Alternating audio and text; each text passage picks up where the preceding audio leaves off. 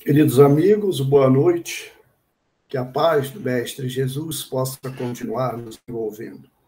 É uma alegria para nós estarmos juntos, mais uma vez, para o estudo do Livro dos Espíritos. Vamos colocar aqui na tela as nossas ajudas para iniciarmos o nosso estudo da noite. Estamos estudando, queridos amigos, a quarta parte do Livro dos Espíritos, que tem por título Das Esperanças e Consolações.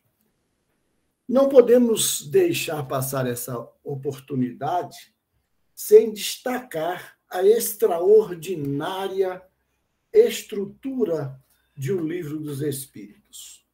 O conteúdo do Livro dos Espíritos, os ensinamentos dos Livros dos Espíritos,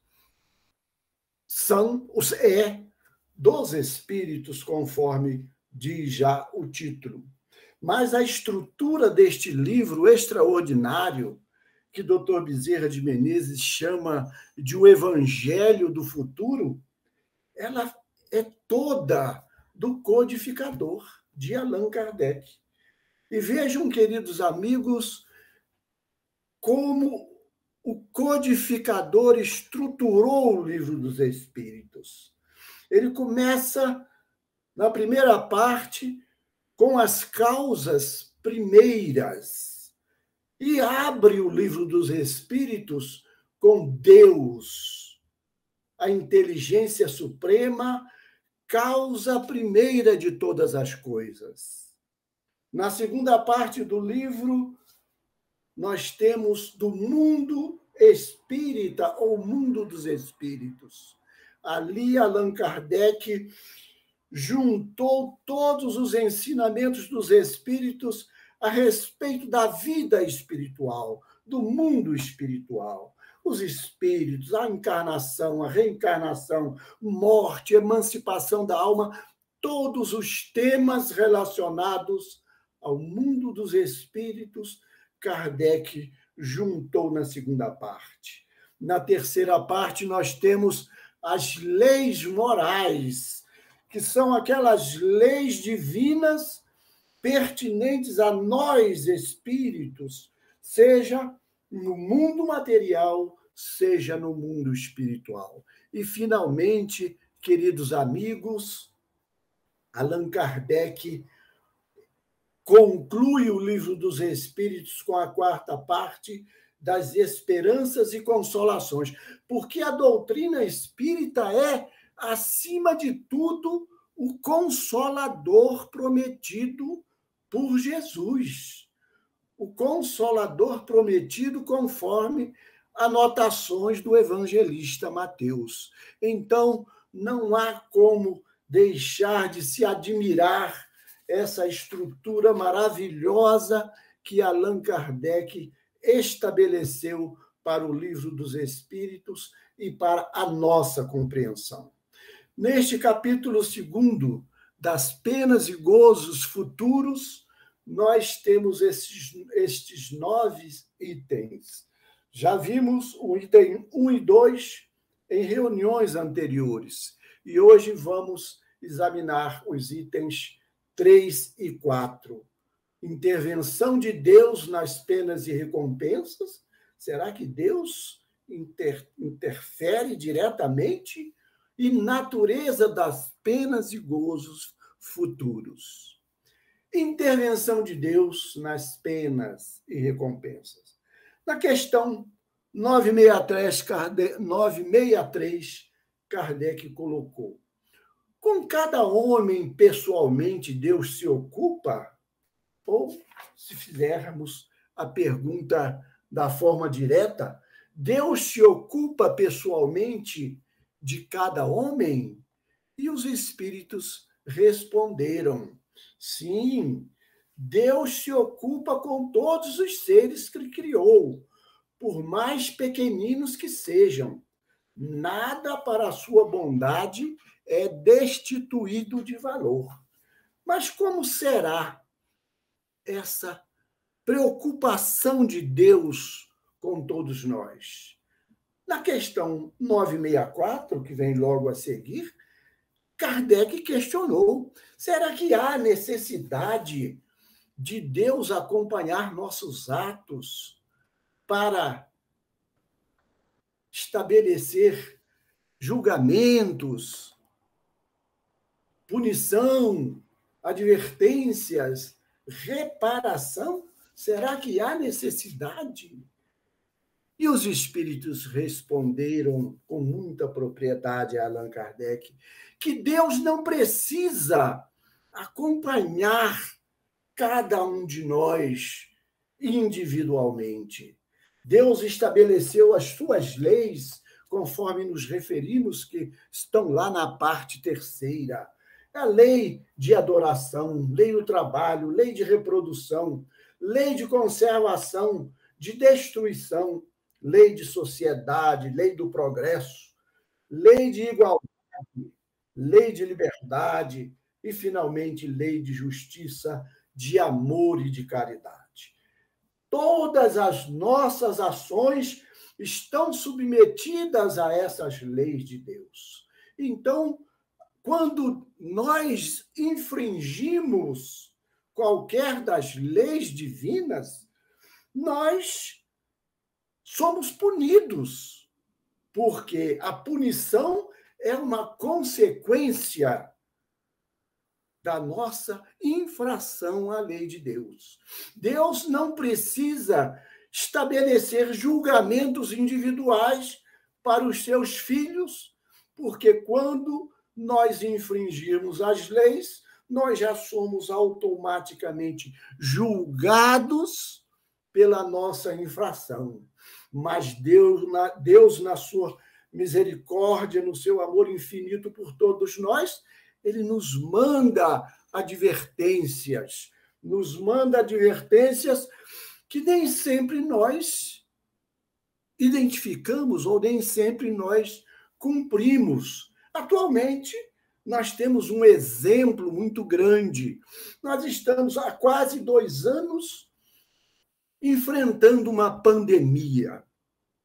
A ciência já demonstrou que a vacina é um instrumento eficaz contra a doença, mas, mesmo assim, uma parcela de nós insiste no negacionismo, insiste em dizer que a vacina não tem nenhuma utilidade. Então, são advertências que nós ignoramos, mas que nós vamos ter que enfrentá-las de qualquer maneira. Mas Deus nos dá sempre a oportunidade da reparação através de uma encarnação, ou muitas outras encarnações das quais precisemos.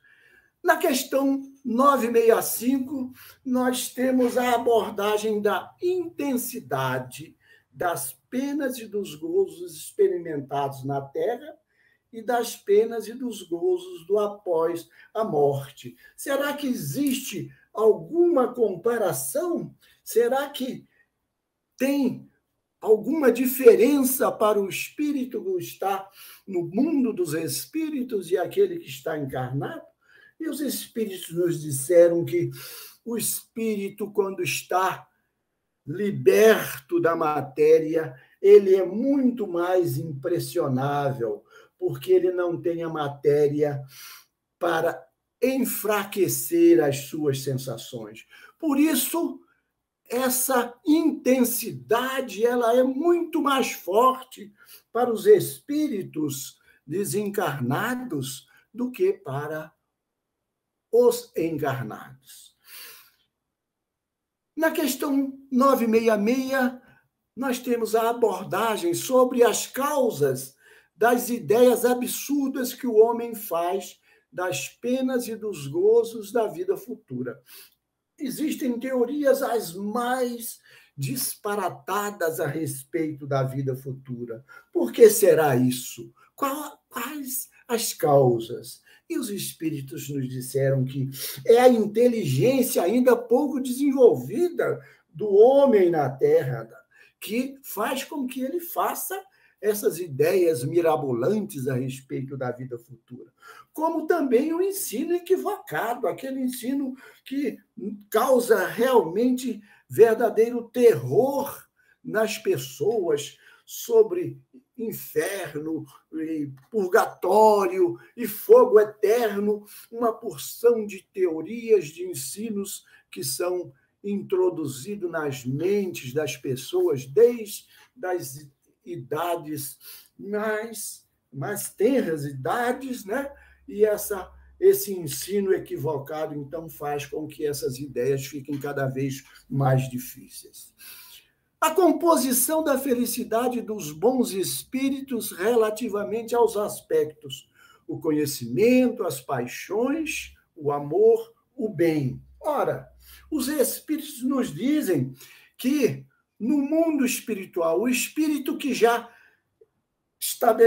alargou os seus conhecimentos, que já se livrou das suas paixões, ele tem muito mais expansão do seu amor para com os seus semelhantes, e a prática do bem é para eles uma alegria muito grande, é uma fonte de felicidade, e eles são felizes, os espíritos são felizes por poderem realizar esse bem, por poderem trabalhar em benefício do seu semelhante. A comparação do gozo dos bons espíritos com o gozo da satisfação das necessidades materiais pelo homem. Ora, nós ficamos muito satisfeitos na matéria quando nós podemos realizar as nossas necessidades, os nossos gozos materiais. Mas os espíritos responderam que os prazeres do homem na matéria ainda são muito equiparados aos prazeres dos animais, que se ligam muito na questão muito própria da matéria, não é? As necessidades materiais do homem são ainda muito grosseiras, mas os bons espíritos, os espíritos que já conseguiram uma certa evolução, eles sentem a felicidade na prática do bem, na prática do amor para com os seus semelhantes. Na questão 969, nós vamos encontrar o significado, vamos estudar o significado dos espíritos, entre aspas, dos espíritos puros se acharem reunidos no seio de Deus, ali entoar louvores. Ora, os bons espíritos nos esclarecem que estar reunidos no seio de Deus é uma alegoria que retrata a inteligência que os espíritos puros têm das perfeições de Deus. Mas os espíritos puros não estão em contemplação eternamente, pois isso seria uma felicidade estúpida e monótona. São palavras dos próprios espíritos. Nós não podemos esquecer que lá na questão 113 de O Livro dos Espíritos, nós temos a informação de que os espíritos puros são os mensageiros e os ministros de Deus, cujas ordens executam para a manutenção da harmonia do universo. Então, fica plenamente compreensível esta questão de estar reunido nos seios de Deus. Os componentes do sofrimento dos espíritos inferiores: não ter, não poder, não ser, é realmente uma tortura. E os espíritos, então, nos dizem, esses componentes são os mais diversos: a inveja, o ciúme, a raiva, o desespero, o remorso, a ansiedade moral. Eles têm o desejo, os espíritos inferiores que estão naquela situação, que nós podemos estar nessa situação. Têm o desejo de todos os prazeres, mas não podem satisfazê-los. E é o que os tortura. É realmente um sofrimento extraordinário para todos os espíritos. A qualidade da influência dos espíritos uns sobre os outros. A questão 971 nos traz essa discussão. Qual a qualidade dessa influência? Ora, os espíritos nos esclarecem que depende da elevação dos espíritos, da elevação do espírito que está influenciando. Ela é boa da parte dos bons espíritos, mas não pode ser boa se os espíritos não são bons. Os espíritos perversos procuram influenciar para o mal. Então, é preciso que tenhamos muito cuidado. Ainda na questão 971, nós temos a referência à causa da maior facilidade do mau espírito para agir sobre um encarnado. Ora, qual é essa causa? Essa causa são as paixões materiais, porque nós encarnados ainda estamos muito sob o domínio dessas paixões materiais. E os espíritos, os maus espíritos que querem nos influenciar negativamente, eles sabem manipular essas paixões, o nosso desejo dessas más paixões para nos influenciar. Então, todo cuidado é pouco e a recomendação de Jesus, orai e vigiai. Na questão 972, o proceder dos maus espíritos para tentar outros espíritos, já que suas paixões não têm mais o objeto real. Ora, como que os espíritos, os maus espíritos, lá no plano espiritual, podem influenciar outros? Ora, se esses espíritos não têm as paixões como objeto real, elas existem ainda no pensamento dos espíritos atrasados. E os maus mantêm esses pensamentos e arrastam suas vítimas para os lugares onde ele possa testemunhar essas paixões. E aí a forma, a maneira de influenciá-los se torna bastante mais positiva para os espíritos inferiores. As torturas a que se sujeitam os espíritos maus. Condenação eterna, visão do mal que fez, temor, dúvida, trevas, separação.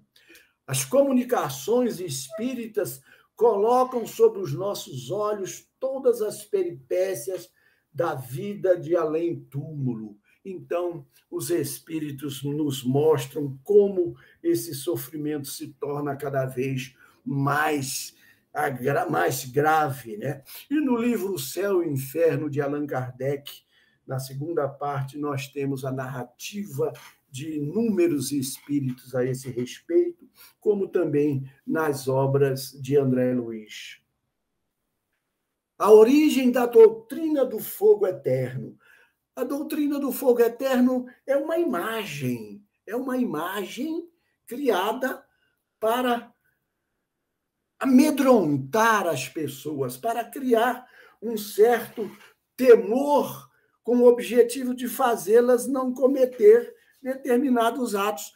Mas essa doutrina ela traz muito mais malefícios do que qualquer benefício. E os espíritos nos dizem que até aqueles que mesmo que pregam essa doutrina, eles não dão muita importância a ela, porque, na verdade, é aquele velho ditado de falar, mas não fazer a respeito. A possibilidade dos espíritos inferiores compreenderem a felicidade do justo. Eles compreendem e sofrem muito com essa questão. Eles compreendem, isso é para eles mais um motivo de sofrimento, né? Eles não têm, o espírito não tem mais o véu para enganá-lo, né? Eles compreendem que precisam ser bons, precisam deixar de praticar o mal. Nós devemos compreender isso para poder progredir, para poder caminhar. A possibilidade dos bons espíritos se abalarem vendo a aflição dos espíritos que amaram na terra. Não, não há essa possibilidade do espírito ficar abalado. Eles consideram essas aflições sob um outro ponto de vista, pois sabem que esses sofrimentos são úteis ao adiantamento dos seres amados, desde que esses seres amados suportem com resignação esses sofrimentos. E na questão 977, a possibilidade do espírito culpado estar perpetuamente em presença de sua vítima. Essa possibilidade, ela existe, mas nós precisamos compreender. Será que a vítima vai estar sempre próximo ao espírito culpado? Não. A lembrança da vítima, ela está presente na memória do culpado, na sua consciência.